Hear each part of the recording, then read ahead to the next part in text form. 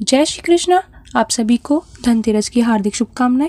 हर वर्ष कार्तिक कृष्ण पक्ष की त्रयोदशी तिथि को धनतेरस का पर्व मनाया जाता है। इसी तिथि पर भगवान धन्वंतरी सोने के कलश के साथ प्रकट हुए थे। साथ ही त्रयोदशी के दिन ही आयुर्वेद के देवता धन्वंतरी जी की जयंती भी मनाई जाती है। धनतेरस पर नई चीज़ों की खरीदारी का विशेष महत्व होता है। ऐसी मान्यता है, जो कोई भी धनतेरस के दिन खरीदारी करता है उसके घर में सुख और समृद्धि आती है। मान्यता है कि धनतेरस के दिन खरीदी गई वस्तुएं कई वर्षों तक शुभ फल प्रदान करती हैं। ऐसे में चलिए जानते हैं क्या खरीदें और क्या ना खरीदें। धनतेरस पर सोना खरीदना फलदायक माना जाता है। इससे घर में सुख समृद्धि में वृद्धि होती है। माँ लक्ष्मी को प्रसन्न करने के लिए धनतेरस के दिन झाड़ू खरीदना चाहिए। इस दिन झाड़ू खरीदना बेहद शुभ माना जाता है। चांदी या चांदी से बने आभूषण धनतेरस पर खरीदना अति शुभ होता है।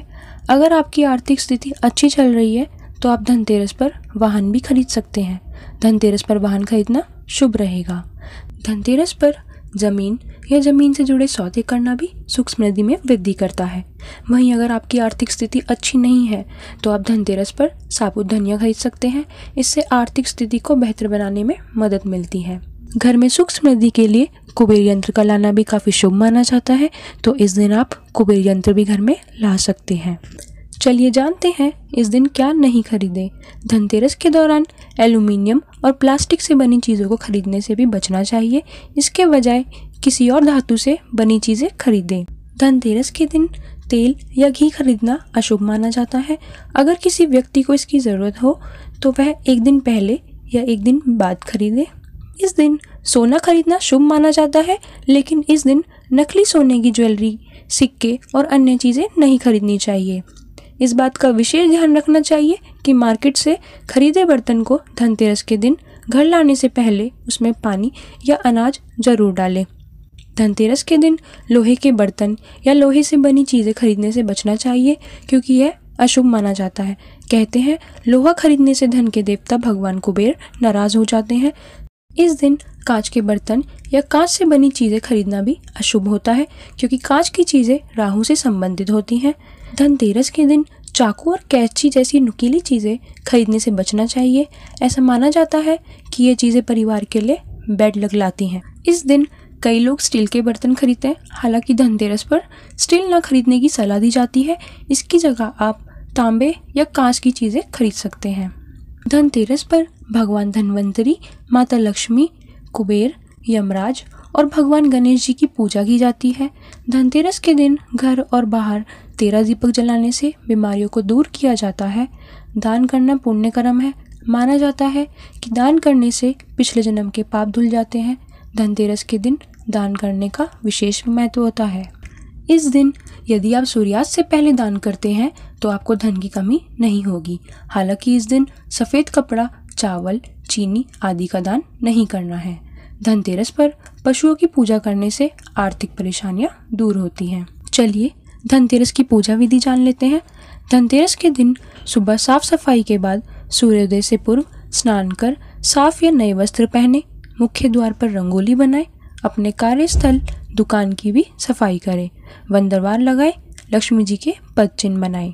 शुभ मुहूर्त में खरीदारी करें। जो भी खरीदे उसे पहले धनतेरस की पूजा में माँ लक्ष्मी को अर्पित करें, फिर इस्तेमाल करना चाहिए। शाम को शुभ मुहूर्त में गणपति जी की पूजा करें, उन्हें जनेऊ, दुर्वा, चंदन, कुमकुम, मौली चढ़ाएं। फिर धन के देवता कुबेर और माँ लक्ष्मी की विधि विधान से पूजा करें।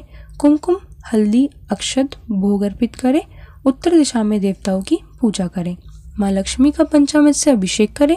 माता को अष्टगंध, कमल, नागकेसर, इत्र, कौड़ी, सफ़ेद मिठाई, नए बही खाते अर्पित करें।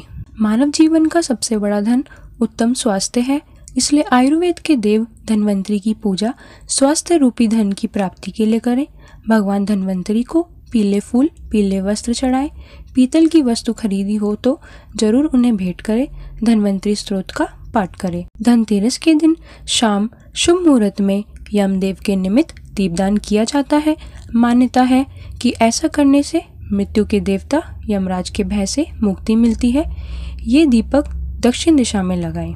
चलिए धनतेरस की कथा का भी श्रवण कर लेते हैं।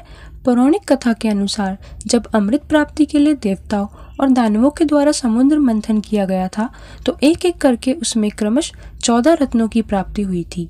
समुद्र मंथन के बाद सबसे अंत में अमृत की प्राप्ति हुई थी। कहा जाता है कि भगवान धन्वंतरी समुद्र से अपने हाथों में अमृत कलश लेकर प्रकट हुए थे। जिस दिन भगवान धन्वंतरी अमृत कलश लेकर प्रकट हुए वह कार्तिक मास के कृष्ण पक्ष की त्रयोदशी तिथि थी। इसलिए धनतेरस या धन त्रयोदशी के दिन धन्वंतरी देव के पूजन का विधि विधान है। वीडियो को एंड तक देखने के लिए आपका धन्यवाद। चैनल को सब्सक्राइब, वीडियो को लाइक एंड शेयर करना ना भूलें। कमेंट में जय माँ लक्ष्मी जरूर लिखें।